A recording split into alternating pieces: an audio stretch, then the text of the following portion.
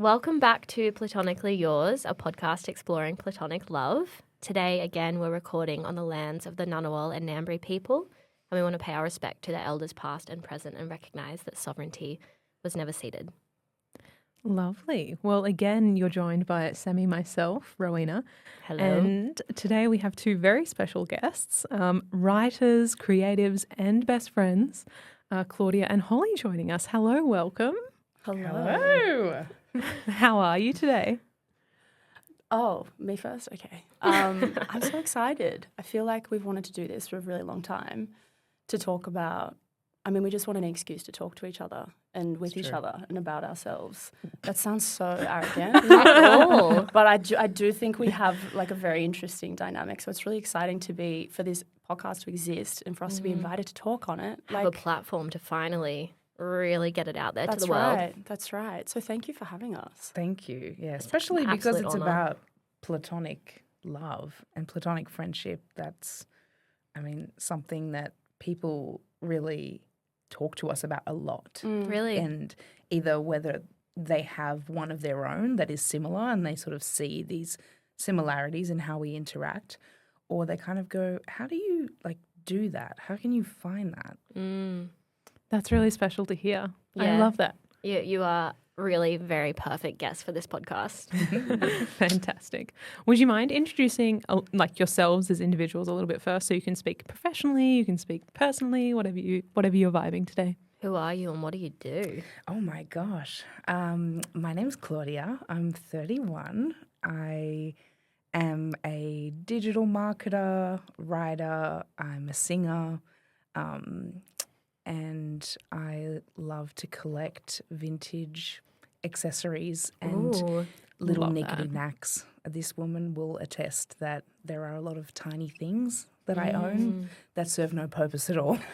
And she actually recently brought me back a perfect example of that from South Korea.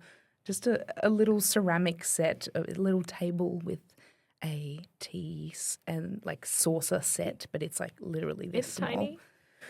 Brings me joy every day. Know each other so well. Yeah. Truly, I saw it. I bought one for her. I went back and bought one for myself the next day because I wanted one. I'm Holly. I am 26 and I am also a creative person, multi-hyphenate, get very sucked down the rabbit hole of which thing I want to be doing. But I've been really focusing on my writing probably for the past 1.5, 2 years. I have a Substack, and I think that's actually how you found us. Yes. Yes. Yeah, the listeners might be wondering what our kind of connection to you is because especially for the first season, it was lots of people close to us, friendships that we kind of already knew or were part of. But you guys are a bit separate from us and we kind of we got put onto your friendship by a friend of ours. Yeah, so our really close friend Elle, who was actually on the first season with our other friend, Zoe, she specifically tagged me in the comment section on Holly's article and was like, you need to have these people on your podcast. So good. There was the level of directness. Yeah. Oh, yeah. And she was so right. She was so right. And I know that she's listening now. So sending her so much she love. sent me a message yesterday. She was like, oh my God, Rowie just told me you guys are going to be on the pod tomorrow. And I was like, babe, we're here because of you. Thank you. Yeah. Well, I think we could actually go straight into a quote from that article that Elle sent to me. Do you want to first tell us what the article was about? Yes, broadly? Absolutely. So it was about me. Spoiler. This beautiful woman in my life. I don't know why I chose to write about it that day, but I knew that I tend to, with my writing, just pick a time each week and I just lock in. And I just look at a draft that I have or think about what I've been journaling, any themes that are coming up. And she joked that morning, I think, oh, you should just write about how much you love me. You're so obsessed with me. I was like, well, yeah, I actually am. So let's go. So I went to the cafe where I like to write and I sat down. I just started writing a slightly different piece. And then what often happens is I go into too many different trains of thought and I need to kind of cut that out and plonk it in another draft and pick a clearer sort of story, because it just ended up becoming like our origin story in our friendship. Which maybe actually before you tell us what the article is about, what is your origin story? How long have you known each other? When did you first meet? It's kind of crazy that you published that and so many people reached out to us, because we've both built community that are separate and also a bit intertwined in the last like 3 or 4 years since we've both been back in Canberra. And a lot of people did not know that we'd been friends that long. And they've only known us in this very specific season, which, you know, her and I are interchangeable in a lot of ways. But then to see, it was like it was 15, 16 years ago. Dude, it was 15 years ago. I was thinking about it today. 2010. I was in year 7. So, I mean, this is what the article is about. Okay. It's like how we met and then, you know, from there, what type of relationship we have. I probably should have reread it before I came on here to think about what I wrote. You're going to quote me. I'm going to be like, damn, did I? No, but we will put it in our show notes. I don't know why I'm like, we're going to put it in our show notes down below. So people will be able to like actually go and read it, and I really recommend it. Also, just some of their other work, incredible. I love the latest one you wrote. Maybe not the latest one. Bodies. Oh my god. 10 out of 10. No notes. Like, had me crying on the train. I was in Korea. Sorry, it is my entire personality, and it will be that way for like 2 months, and then I'll get over myself. I was on the train, and she had been speaking to me about it while I was away, and she was like, "Oh, I'm going to publish it. Like, I'm going to click send to the peeps." And I was like, "Oh, hell yeah! Can't wait to read this." I was like climbing up a mountain. No, I was like climbing up a mountain. I was on the train like half awake. Just had the fucking best day of my life. And then I read this and I was just sitting there crying my eyes out on the train because it was just like a combination of so many conversations that we've been having, I mean, for decades. Crazy that we can say that, about our relationships to our bodies and how that shows up in our relationships to our friends, our lovers, our families, comparison, all of these sorts of things. But I was so excited to read it because we'd had some space from each other for a little while, and we tend to definitely ping pong and collab on stuff, but it felt like we hadn't discussed it in a couple of weeks, and you'd just gone away and marinated on a few ideas that had come to life in such a beautifully way. And reading it, I was like, damn, that's my girl. Like she's doing the thing, she's writing, she's putting it out there, because it was something that was like locked up for a really long time. Yes. And like, I mean, my experience with writing has been so therapeutic that whenever anyone talks to me, I sound just like a pain in the ass, because I'm like, babe, just go write about it. Like, but I can't write. And I'm like, doesn't matter. Get a journal. Like, it's for you. It's for no one else's eyes. Yeah. But it can help you work through things, resolve things, find a new way of processing it. Because when I'm writing stuff that's, to be honest, like sometimes pretty heavy. I'm writing about depression. I'm writing about heartbreak. I'm writing about all these things that I'm struggling with, and not to negate the importance of how it's impacted me, but through the tone that I think that I have, which is I kind of write the way that I speak, and like there's quite a humorous element to it. It feels so good for me to write about that, and then for people to come to me and be like, dude, you had me crying. You also had me laughing. Yeah. Because I was, resonating so much with ABC. Yeah. And so I had the same experience reading that piece specifically. No, it was a beautiful piece. And like the whole way through I was like, oh, like speak of platonic love. Like you said, like it's about the relationship to yourself, the love that you have for yourself. And then also as I was reading it, I was like, this can also relate to like every other like area of my life. Yeah. So I loved it. It was a great read. You. So Thank you. It was hard to write. It took some time, only because, I had been marinating for so long. It in a way that I want to start to introduce more of this angle in my writing, which is about this concept of body, not the body, but like body and our experience in it. But anyway, we were talking about our origin story. And So you met at school then? We met in the choir. Yeah. In the choir. Miss Northey. Shout out Miss Northey. Danielle. She was amazing. I was in year 7. Chloe was in year 10. We were both obsessed with Amy Winehouse.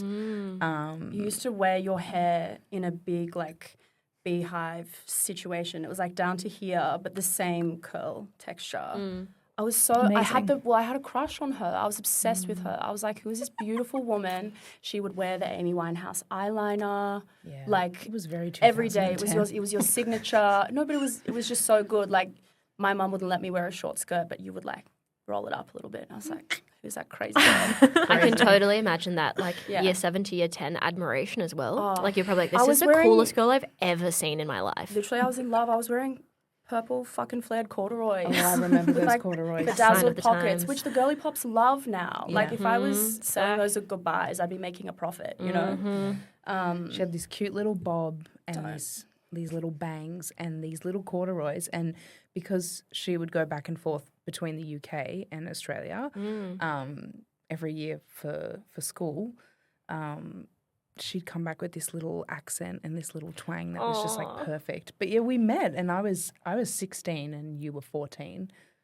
No, I was 14, younger. sorry, I was no. literally like 12 years old because I was a year young for my grade. Yeah. We're 4 years apart. Sorry, we forget. But yeah, we met at school and it was this very organic admiration and also like, oh, we're similar, but we are very, you know, I think in age and also where we were at in our lives was super different. And a lot of people were a bit confused about our friendship, I think. Even someone who is still close to me that I went to high school with was sort of like, oh, you don't see that every day to have that kind of age gap friendship at that time. That age, yeah. And we just started singing together in the choir, but then it would turn into like we would share a lot of music. Like music is a hugely integral part of the way that we connect. And so singing aside, there was that and an obsession with like the Kooks. I knew you were going to say that. Yeah. And so have you been pretty much that close ever since? I mean, well, wait. I think before we dive a little bit deeper, I do think I'd really like to read the quote from Holly's piece because I think that kind of gives us a really nice overview of your friendship, and then we can dive a little bit deeper into like some questions. Let's hear it. Okay, so Holly wrote. The nature of our dynamic is best described as platonic life partners, but even then it doesn't quite cover it. We romance each other and share physical intimacy, it's just not sexual. We date each other and prioritize each other the way a married couple would. Sorry, I butchered that. We affectionately refer to each other as my wife, but we've also seriously discussed what it would look like to raise a family together. We share the same values and beliefs and communicate so damn well. We already live together and thrive under the same roof. We see each other every day and don't get sick of it. We're in touch via song recommendations, voice memos, and dumb videos when we're apart. Somehow, we've never run out of things to talk about.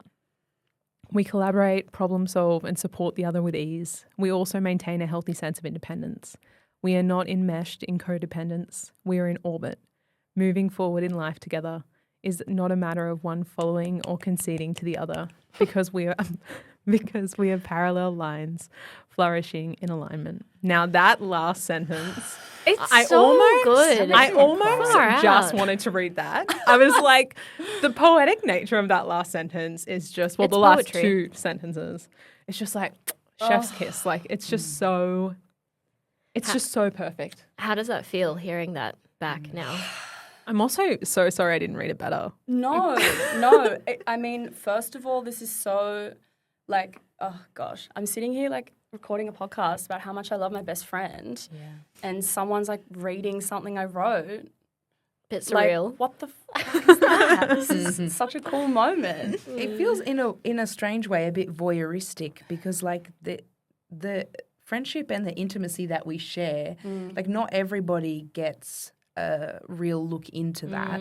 And a piece like that sort of revealed more about our dynamic and even, us talking about raising a family together or, that like our physical intimacy is really important. It's just not the same way, that a couple who is romantic would have it.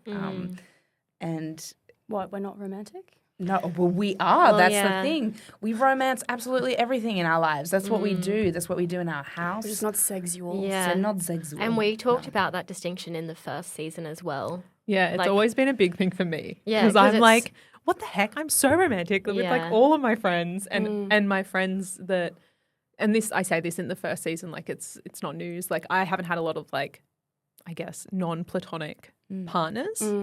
So for me, it's like my platonic relationships have been like such a massive part of my life. So I'm like, I'm so romantic with my like I date where the them. romance goes. I put like so much of my time and energy and effort in.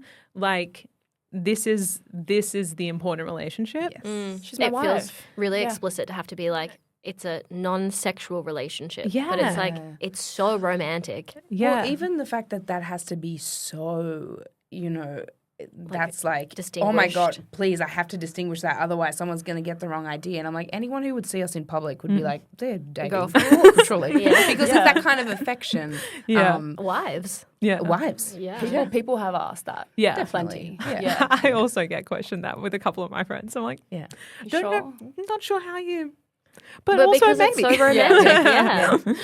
Yeah. Okay, sorry. No. I got sidetracked. No. Well, I guess coming off of that quote, it would be really good to diving into the relationship a little bit more, understand like how you date each other, like how do you like. And I would love to know how you've gotten to this point, like kind of coming back to that transition of sort of how your friendship has evolved. And you kind of alluded to not being this close all the time, but to be on this level now, like how did you get there? Totally. Well, I was going to say the tail end of your previous question, like the chapters of our relationship between high school us to 15 years later, because Chloe is French-Canadian, and so she graduated. Shout out Canada. Salut, Canadien. Hey,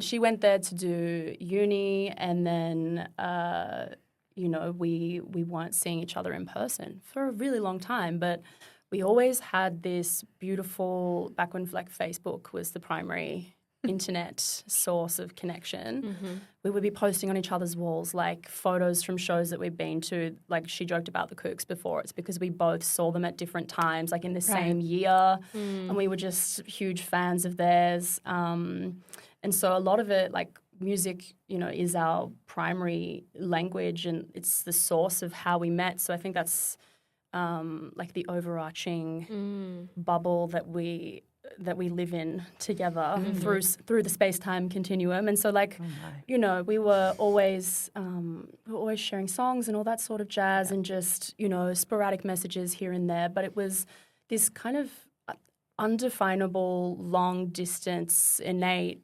knowing that we just loved each other, even though we went years without seeing each other. And then if we fast forward to 2019, Chloe fell in love with a filmmaker who was based in America, in Austin, Texas. She lived there. She couldn't work, so it was kind of like, with the love of my life, but also broke. And then just before COVID, you came back to Australia thinking that you were going to go back to the US after a couple of months. The grand shutdown of the universe happened. And then Chloe was in Canberra. I got stuck here pretty much. But when we met up, I wasn't yet stuck. I was still planning on going back. I'm going to burp. So I think it already happened. 2019, we both were in Melbourne at the same time. Oh, yes. And we had dinner. Yes. And we had not seen each other for like a long time. So at that point, you wouldn't have necessarily been like, oh, this is my best friend. No. It's just like, this is someone I have a connection with that is being sustained, but not like it was my life partner. It was a priority for us to see each other. Like we were moving mountains because we were both there for like the long weekend or something. I was with another friend and we caught up and went to this bar and we had a toasty.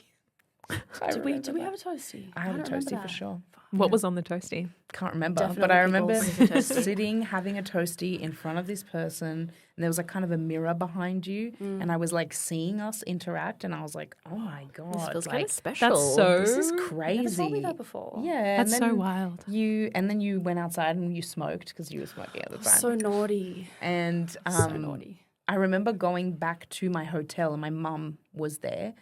And she was like, is this Holly that you were friends with in high school, blah, blah, blah. And I was like, yeah.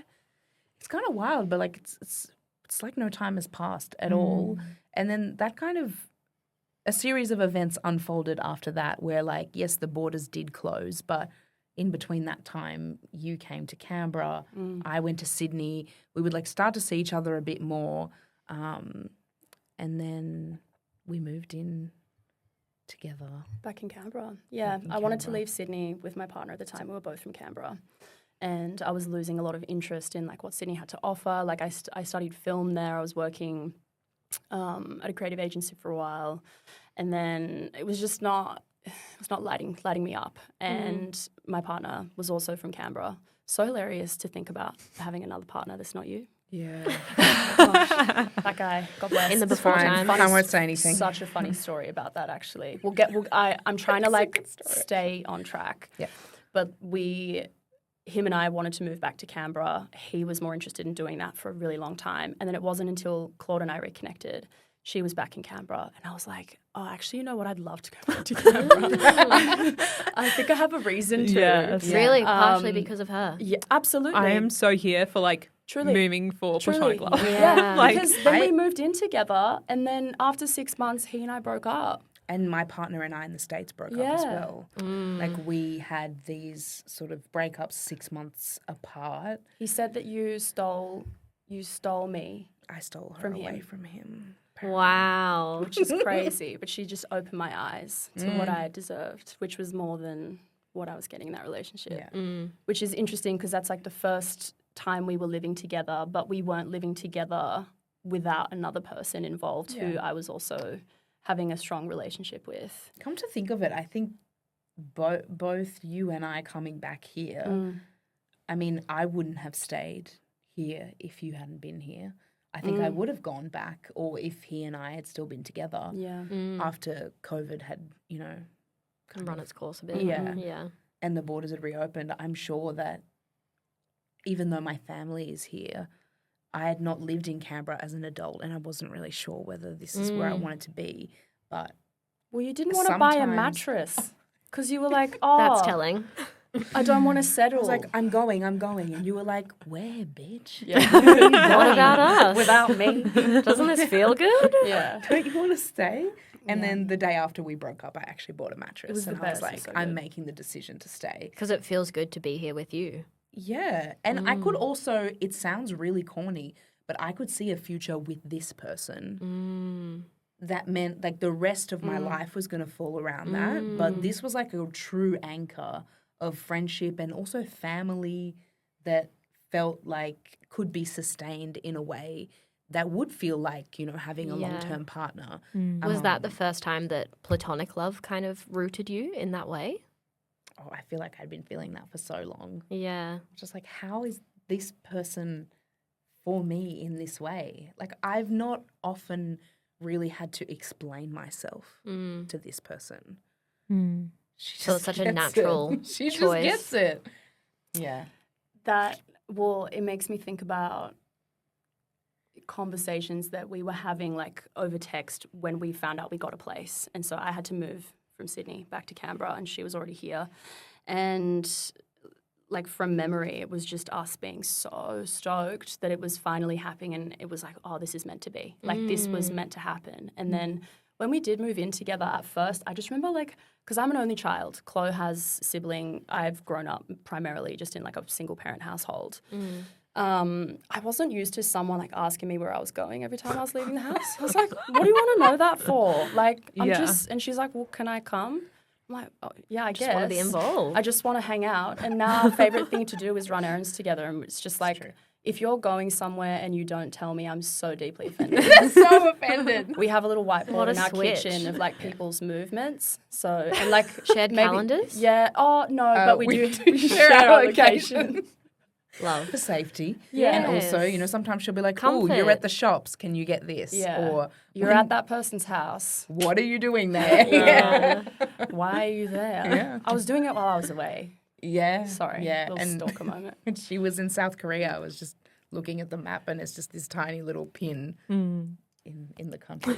We're not codependent, I swear. It's a very healthy relationship. So it's because we spend so much time together. Yeah. So much of our life is shared.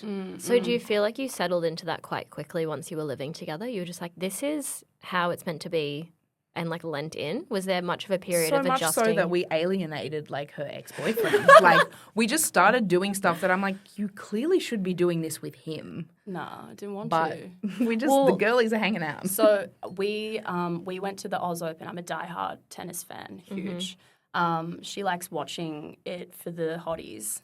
Valid. Fair. And we had planned a trip to the Oz Open, and this was about 7 months after living together. We moved in together of June 2021. Yeah, we're going to the Oz Open start of 2022. Maybe it was the year before. Doesn't matter. Timelines are actually sort of irrelevant here. But the most important thing is that before we went away on this trip, like my boyfriend was not coming, thank God. I remember sitting on her bed and we were trying to pack because we were putting together the looks because she's a fashionista queen. I was like, better lock in, look good. What if Matteo Berrettini, look him up, love of my life, sees me in the crowd, he's like, she's the one. Yes. I needed to make sure, he's still single, I'm just saying. If he's listening, boo, what's up? But I remember saying to her, I don't think I'm going to miss him while we're away. I think I can't stand him. Like I actually am so excited. And while we were away, he was like, miss you, babe, love you. I was like, I'm not thinking about you. I have everything I need right here in this person. She got like the ick over 2 weeks of like a very long-term relationship. Because you were doing too good. Yeah. We were just doing amazing. It was the first time we travelled together. That was so to good. that Melbourne trip. Yeah, actually. 10 out of 10. And then we were like, oh, wait, this is amazing. You want to do the same stuff that I want to do. everything with you. Yeah. Or when you want to do your own thing, that's chill. And I'm over here doing my thing. And it was so easy. Well, in the same way that people talk about, like, in a romantic relationship, more specifically, like, if you can flat pack IKEA furniture and do all of those types of activities together, like, it's meant to be. Traveling's one of those things. Yeah. And if you can go to the Oz Open when it's 40 degrees in January and not want to murder each other. The things you do for me. Truly. It it was hell on earth, but I did it. I was there all day and she turns up at 6 p.m. for the evening game and I was just a hot mess, but had the time of my life. And the game went for like 4 hours, Yeah, so it we was were there amazing. till midnight, and I was like sweating. And it was just like, I'm a woman of leisure, like not of extremes. But you did it for me. You did it for me, and I was like, she's the one. And then we came back to Canberra, and I broke up with my boyfriend the day I have after. everything I need. Literally, it was the day after our anniversary. We'd just been for dinner at Pilot. It was so good. Then the next day, I was like, hey, That's enough.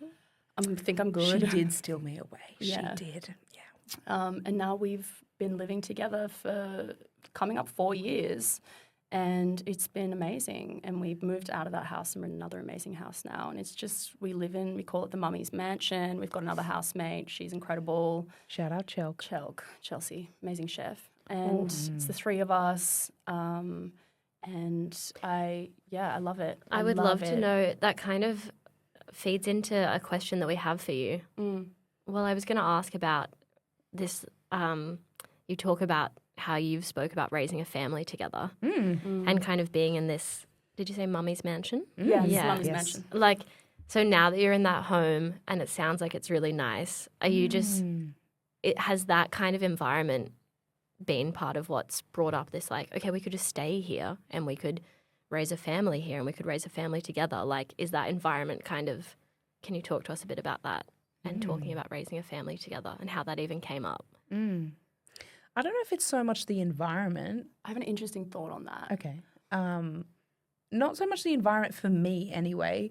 It's more so, I think we've been very privy to each other's dating lives the last few years. And, it is the year 2025 and dating offline and online and et cetera is very challenging, especially when you have an example of love and partnership that is beyond what any man could ever give you. Yes. So, and I'm 31. It's not like I'm like 4 years away from being considered geriatric if I have a pregnancy, you know what I mean? So like it's definitely something that I have thought of. And it's something that we discuss because we have friends that have kids. We have friends that have kids that are just like, living their lives and they're great parents and they are able to be parents and also their own person and follow their passions and dreams. And it's kind of a no-brainer thought that just came to me one day that I was like, that would be a thing that I would do with you because we're a team and Holly can speak more on that, but we don't have this overlap of the romantic couple attachment that can get like quite messy when you're parents, right? Go on. Yeah. Well, what you were saying about the house, I think it does. It has had an impact because it's such an amazing house that I think about not wanting to move out of it. And then the instance where we would be moving out of it is if you were moving in with a partner. And that, I don't want that. Don't move out. I don't want to live with a man ever again. I don't want to live with a partner ever again. I love my bed. I love having visitors in it, but please leave. Yeah. And I get to you're across the corridor every morning. I mean, we're very nude-friendly household. We wake up this morning. It was yesterday morning. I just yell out of my bed. I'm like, Celeste. It's this stupid nickname we have for each other. She's like, what? I just cruise over into her room. I'm like, where are you going? What are you doing? She's like, I'm going to work. What do you mean? Because I work from home a lot of the time. I was so like, it just do you want to fully go get feels a like coffee? family. Yeah, in fully. like a family home. Yeah. We've joked before that if we did, if and when we do have other partners, that we would build a corridor or like a passage between two houses so that we could hang out while like the fam is doing whatever, but we could still like hang out. Yeah. That's what I mean is I don't want to not be living with you. So if that has to happen, then you have to be like across the street, max 2 minutes walk away. So to answer your question, the concept of not living together more made me think about wanting to have a family because I was like, how can we live together for the rest of our lives? You can't escape me. That's so interesting. And it's like the different end of the coin for both of you, kind of. Yeah, because I'm like, if you have a partner, man, woman, whatever, they have to know that. Are you going to tell them about me? And how? Nothing can change between us. No. Genuinely, I feel so bad for any future romantic partner that might be the one because this is going to be a vetting process. Yeah. I'm probably going to get jealous. We'll cross that bridge. But are you going to steal my wife from me? I also love that certainty though because I think a lot of friendships can feel like this in your kind of early to mid-20s and then as you get closer to your late 20s and people do get into these serious relationships where they shift to prioritizing that, especially obviously once you decide to have children together. It's such a shift that I think a lot of people do kind of just accept and let go of the kind of beautiful life partnership that you have with platonic life partners. But it sounds like you've really been that's not going to change. Yeah. Moving forward, this is how it will always be. When we're in the car on road trips, we always end up talking about this. It's true. Because we are just the kind of people who end up doing that. I don't know. But we've placed so much value in our society on romantic love for so long. And that's not, that can be in literature and, entertainment and whatever. But Bell Hooks, I don't know if you know her. She's written a lot about platonic love. And putting them in these hierarchical systems where you are weighing one over the other is what makes a lot of women lonely, I think. And when they do drop off, they've got it's happening with the house and the partner and then the baby and then it's the mum groups and you're moving away from people who have built you and your identity for years. And I think that's what I find really precious is that I feel very solidly in my identity because of this person. Because every day she shows me a mirror, because every day she reminds me of who I am. And I know that if I were to go in a different direction, it would be harder to remember that without someone there who truly knows me in this way. Accountability. That's right. Yeah. No, I think that's really beautiful. And it's interesting because obviously what you're saying is one of the reasons why I wanted to start the podcast, platonic love really does need to be a more prominent part of our lives. And what's so funny is when you were saying that, and I'm not sure this is at all relevant to our conversation, and I'm probably wasting our precious time, but last season when I was talking to my friend Jess about a book that we were reading called like The History of Female Friendship, they were actually saying that when, you know, like that nuclear family kind of became popular in America, it actually wasn't, people were still marrying very much for convenience. And it was like you were picking your friends still, like the partner was the convenient one, but you were like spending time and like loving your friends. It takes a village. But what happened was people were then like, oh, I'm going to marry my best friend. And like this, that was a real shift. And this shift happened where it was like, okay, well now your like life partner is has to be everything. Has to be everything. Yeah. And that's where the shift happens. I do want to know though, you both speak French and English. What role does that have in your relationship? Because I know one of you is a bit more fluent than the other one and whatnot. But I would imagine that actually does change, like communication? Yeah, because I speak German, and when I am like with my like German exchange family, I am like not myself. It's like I am, but I'm like myself in that environment. Yeah. And then when I leave that environment, it's like I have a minute where I'm like, are we good? Like, and it's almost like I just become like a completely different human when I start speaking German. Like it taps into another part of yourself? Yeah, like it's just a different part of like my existence. Yeah. So I'm so intrigued because I think I have that relationship like with my exchange brother, like because he'll speak English to me and I'll speak German to him. And every time it's kind of like this weird, like we're suddenly in each other's worlds and we're not like in the same world. And it's like such a weird existence sometimes. But I'm intrigued with your friendship, what happens? And if there is like a huge shift or if it is just like, or if it is just like everything's the same. Take it away. I mean, we recently, well, in 2023, which is not recently, 2 years ago, God, we went to Montreal together. So I went to visit my family for the first time since COVID, and Holly came and she got to witness like firsthand this other part of me that, French is my first language technically, but then I learnt English living in Australia, which is why I sound Aussie. And I think that really informed a lot about me and also like my family dynamics and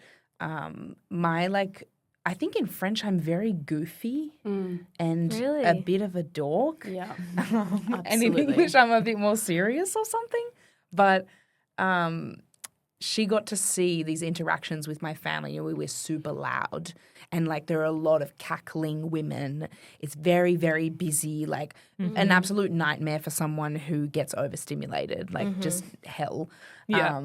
But it's a really big part of my heart and my identity. So she got to see that firsthand, and leading up to the trip was like learning a bit more French, but like Québécois French, so like lots of slang words and I think that really helps you understand parts of me. Yeah, but then I feel so seen when like we can have a quick little back and forth, and I'm like, oh, you really know where I come from too. That's a part of you that I haven't experienced yet because we haven't been back to the UK. That's true. But I would really love to because that's a part of you too.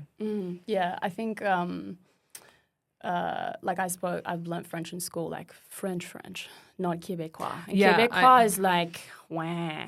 Everything's in the nostrils. It's not like croissant. It's croissant. Like it's another language. Yeah. And so it was something that was really fun between us when we started to speak French together. She would make fun of me for my accent, vice versa, and I was like, dude, I have no idea what you just said. Can you just please slow down for a second? Yeah. But then it's or if I have to like really spell it out very slowly. She's like, huh? Like my favorite word to hate in a French Canadian accent. What is it? Cuillère. Yeah. It means spoon. Cuillère. It's disgusting. Cuillère. Yeah, I hate it. Yeah. So we like deepened our ability to connect through comedy of the Quebecois too, because it's just such a stupid, I love it. It's my favorite accent is to speak English in a French Canadian accent. Which she does incredibly well. Better than some French-speaking people that I know. I got you. So you know the director Denis Villeneuve of Dune. He did Enemy. Yeah.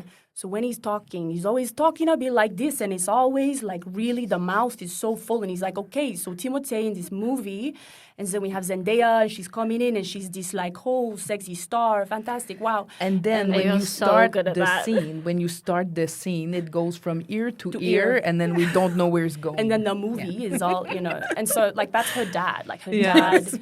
Incredible. And so I've been this is my moment, but we just I can witness you and this other version of you that I don't think people ever get to see outside of your family, especially when you're here in Australia. Yeah. And then we have another language to tap into. We want to talk shit in the street. It right? also, people need to move out of the way. And it makes me feel like you're just merging more as family as well in having that connection and that language. Well, her being on that trip was a big deal too, because it's not everybody that could handle that or kind that you'd of, want there. Yeah. Or I'd just be like, you can skip that. It's all good. It's a bit intense. But you really, you gave it a go, and you were like, okay, I'm going to immerse myself in these crazies. My friends especially so because good. your family, your immediate family is so small. That she was like, there's 25 people in this chalet right now. This is a lot. Yeah, it was insane, but it was just trial by fire. And I was Franglishing with your nan, with Mammy, and it was just a really cool experience to see her in context, because she had told me about all of these things growing up there, her family who I'd met over FaceTime, and then I was just, it was like going home to a place that I'd never been before, but I was like, but this also feels like home to me because this is your home and I can see you in this place, and everything just kind of made more sense. It was such a defining moment, and I just was falling more in love with you as a friend, because I was like, girl, I understand where all of these funny little quotes come from. Meeting your friends was your uni friends there was incredible. We were just going to these silly little bars, and they were telling me things about you I'd never heard before, which is rare. I know everything about you. I think that trip definitely made us realize that there's so much too in the archives that we don't know still. Which would have been exciting. Very exciting. I feel the same way when we go to Sydney and we hang out with some of your friends, or they come here. And I'm like, oh, this is, uni Holly. This is so different. And it's during those years when we were apart. Yeah. So, yeah. We're running out of time.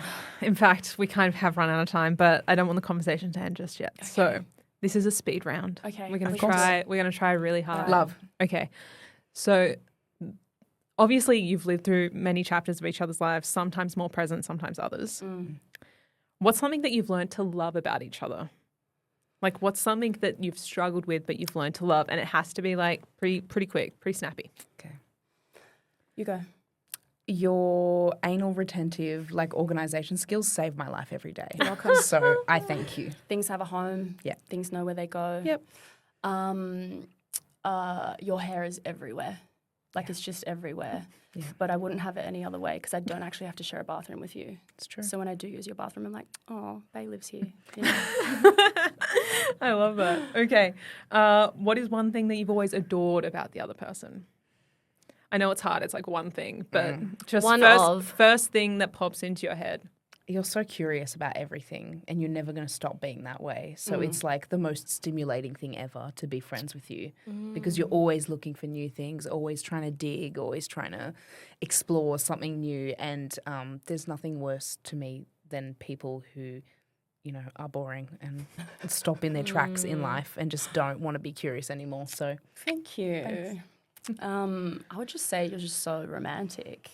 You've taught me so much about romance and how to, when we first met, even in my different partner relationships, the idea of romance made me feel really icky, and I was like, ugh, I can't do that. And you're like, babe, just lean into it. And now I mean, in my romantic relationships, but even more, like I just got to practice being romantic in more active ways with you without it being loaded. And it's something that I found myself wanting to do anyway, but with a lot more intention. Like we write each other little notes and we get each other flowers and like we really do those little acts of sweet romantic service, you know. And like she's born on Valentine's Day, so she oh my god, it's her namesake. Yeah. So many feelings. Yeah. I have so many feelings. Yeah, big heart. The last thing that we want to ask you is something we ask every guest, and that is, what does platonic love mean to you? I know it's hard when it's like in the speed round as well. It's like you got to be. I think just being accepted. I just a complete like. I don't believe that love should be Conditional? I don't believe it should be unconditional. I think love is conditional. It should be. Yes. Boundaries. Yes. You should not love me in every instance. If I'm abusive and horrible and take advantage of you and manipulate you, you should not love me. Yeah. I love that. At all. But I think that to me, platonic love in general, is just the acceptance of who that person is that you're choosing to love, understanding that that person hopefully is aware of their flaws, hopefully is keen to work on them. But you understand as the person who's choosing to love them regardless, actually just, you know, just not in spite of that, that is the package. That's what you're signing up for. You can't expect them to change it for you, but you can be there as a mirror to help guide them to want to be interested in improving those things or working on those things, which is what we do for each other. Like it's true. You know, I am really good with boundaries, probably too much. I've been teaching you about that over the past few years of like, babe, you need to be more cutthroat. Yes. Those people suck. Don't let them take your energy. I think there's a balance there in that way because your hardness and my softness like really meet in the middle. And I think we help each other both sort of break down those walls or those lack of walls and build those walls back up. Oh my God, what does platonic love mean to me? It's kind of everything in my life right now. It's a huge... Ever-present. It's something that brings me so much joy and satisfaction that it helps me not seek it out elsewhere or to be seeking in a way that I have as, you know, young 20-somethings do. It's helped me feel way more grounded in the fact that that love has the same value, if not more, than the one that I have seeked for so long.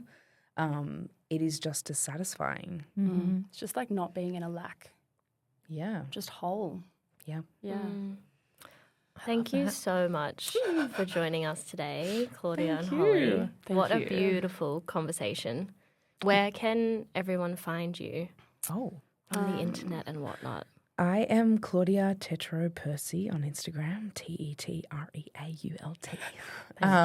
And I have a Substack called Alter. It's how's it spelled? Alter. Yes, Altaer. Yeah. You can find me on Instagram, war_holes.